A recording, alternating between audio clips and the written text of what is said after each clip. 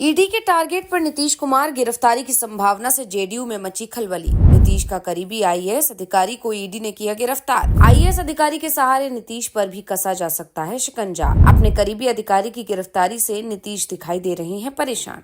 बिहार से अब तक की सबसे बड़ी खबर आ रही है, नीतीश कुमार तक ईडी पहुंचती दिखाई दे रही है। अब तक नीतीश कुमार भ्रष्टाचार के मामले में खुद को पाक साफ बताते रहे हैं। उन पर भ्रष्टाचार के बड़े आरोप भी नहीं लगे हैं, लेकिन अब नीतीश बुरी तरह से फंसते दिखाई दे रहे हैं। और सबसे बड़ी बात तो ये है कि नीतीश कुमार ईडी के निशाने पर आते दिखाई दे रहे हैं, जो केंद्र सरकार के इशारे पर काम करती है। नीतीश एनडीए में शामिल है। ऐसे में सवाल उठ रहे हैं कि आखिर केंद्र की मोदी सरकार बिहार में कौन सा खेल खेल रही है।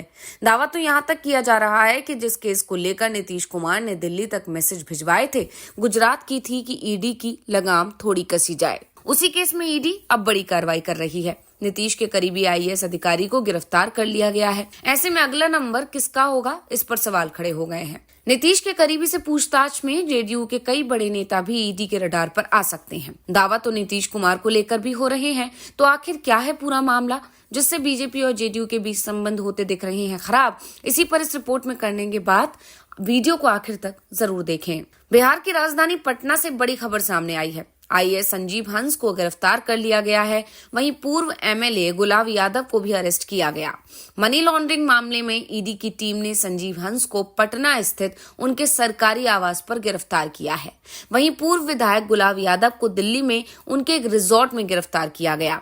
संजीव हंस को गिरफ्तार करने से पहले ईडी ने उनके तमाम ठिकानों पर छापे भी मारे थे।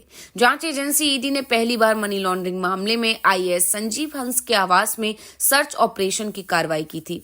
वहीं सर्च ऑपरेशन के बाद ईडी की टीम ने संजीव हंस को गिरफ्तार कर लिया। ईडी ने कुछ दिनों पहले ही मनी लॉन्ड्रिंग का एक मामला दर्ज किया था। इस मामले में संजीव हंस की पत्नी सहित उनके दूसरे कई रिश्तेदारों के खिलाफ भी सबूत मिले थे, जिसके बाद ईडी की टीम मामले की जांच में जुट गई।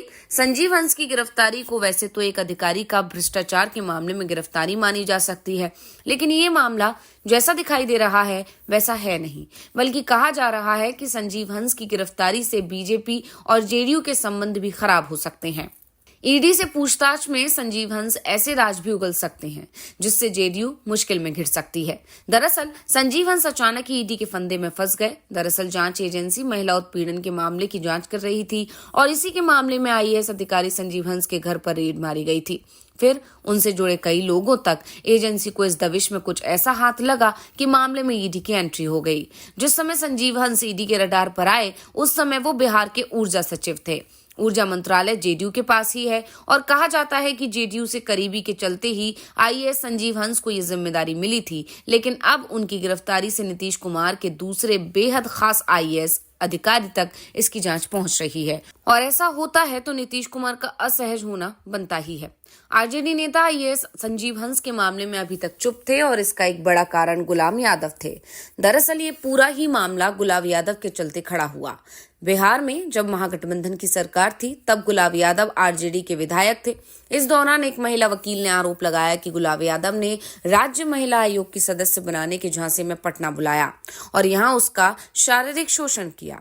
महिला का दावा है कि जब उसने रिपोर्ट लिखाने की बात कही तो आरजेडी विधायक ने शादी का झांसा देकर मांग में सिंदूर भर दिया, लेकिन इस रिश्ते को लंबे समय तक मान्यता नहीं दी।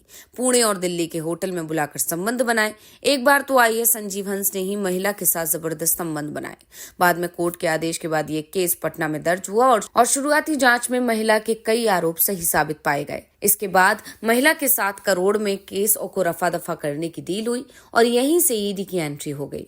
महिला वकील ने ईडी को बताया कि चुप रहने के एवज में उसके बैंक के खाते में इन दोनों ने 90 लाख रुपए और एक लग्जरी गाड़ी गिफ्ट की। और इसके बाद संजीव हंस के ठिकानों पर ईडी की छापेमारी हुई। उनसे पूछताछ शुरू हुई तो उसके सरकारी पदों पर रहते हुए कंपनियों को फायदा पहुंचाने, इसके एवज में रुपए लेन देन के दूसरे दस्तावेज ईडी के हाथ लग गए। इन्हीं दस्तावेजों में से एक कागज सीएम नीतीश कुमार के बेहद करीबी आईएएस अधिकारी के बेटे की कंपनी का है। इस कंपनी को कॉर्पोरेट सोशल रिस्पॉन्सिबिलिटी के नाम पर भारी आर्थिक मदद देने की बात सामने आ रही है और अब कहा जा रहा है कि ईडी नीतीश के करीबी आईएएस अधिकारी के बेटे को भी गिरफ्तार कर सकती है और इसके बाद उस आईएएस का नंबर होगा जो नीतीश का राजदार बताया जाता है। तो नीतीश कुमार के बारे में कहा जाता है कि अगर कोई आईएएस अधिकारी उनकी खास है तो वो उसे रिटायर नहीं होने देते, उन्हें कोई ना कोई बड़ी जिम्मेदारी दे देते हैं। ऐसे में नीतीश कुमार के करीबी अधिकारी तक इस तरह की जांच की आंच आती है तो सीएम नीतीश कुमार का असहज होना पक्का रहता है। इस कारण आईएएस खेमे में भी हड़कंप मचा है। इसलिए जब संजीव हंस पर ईडी का शिकंजा कस रहा था तो उस समय खबर आई थी कि बीजेपी कोटे के एक डिप्टी सीएम के जरिए केंद्र और उनके जरिए ईडी को हाथ हल्का करने का संदेश सीएम नीतीश कुमार की पार्टी जनता दल यूनाइटेड की ओर से दिया गया था। इस कथित संदेश के बावजूद ईडी ने अपना काम कर दिया। संजीव हंस गिरफ्तार हो चुके हैं, जिससे जेडीयू खेमे में खलबली मच गई है। अब कहा जा रहा है कि अगला नंबर नीतीश के करीबी आईएएस अधिकारी के बेटे का है। उसके बाद उस करीबी आईएएस का नंबर आएगा। फिर नीतीश कुमार भी निशाने पर आ सकते हैं और अगर ऐसा कुछ हुआ तो फिर नीतीश कुमार जो पहले से ही मुश्किल में दिखाई दे रहे हैं, उनके सामने और बड़ी मुसीबत खड़ी हो जाएगी। सबसे बड़ी बात तो ये है कि मामला ईडी का है। ऐसे में अगर नीतीश कुमार बीजेपी से अलग होने की धमकी भी देते हैं तो इसका उल्टा उन्हें ही नुकसान हो जाएगा, क्योंकि फिर ऐसी स्थिति में ईडी की कार्रवाई में और तेजी आ जाएगी। इसलिए संजीव हंस की गिरफ्तारी को लेकर जेडीयू के अंदर बेचैनी जरूर दिख रही है, लेकिन अभी तक पार्टी की तरफ से ऐसा कोई बयान नहीं आया है जिससे बीजेपी के जेडीयू से रिश्ते बिगड़ते हुए दिखाई दें। आखिर ये वो समय है जब नीतीश को केंद्र की मदद की सबसे ज्यादा जरूरत है। अब ऐसे में देखना होगा कि केंद्र सरकार नीतीश कुमार की मदद करती है या नहीं। बल्कि कई जानकार तो ये भी कह रहे हैं कि नीतीश कुमार को दबाने के लिए ही ईडी की छापेमारियां वहां शुरू हुई हैं, उनके करीबियों के घर ईडी पहुंचाई जा रही है। ये खबरें पिछले कई दिनों से चल रही हैं, जब से नीतीश के तेवर कुछ बदले बदले नजर आ रहे हैं।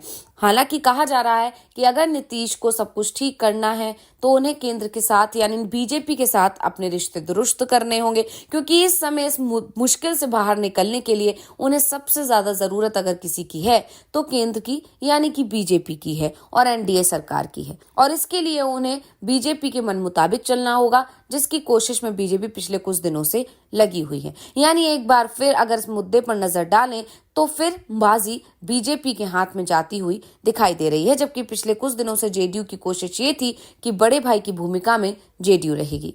तो इस जानकारी को लेकर आपका क्या कहना है, हमें कमेंट करके अपनी राय जरूर दीजिएगा। इसी के साथ इस वीडियो को लाइक करें, शेयर करें और चैनल को सब्सक्राइब करना ना भूलें। धन्यवाद।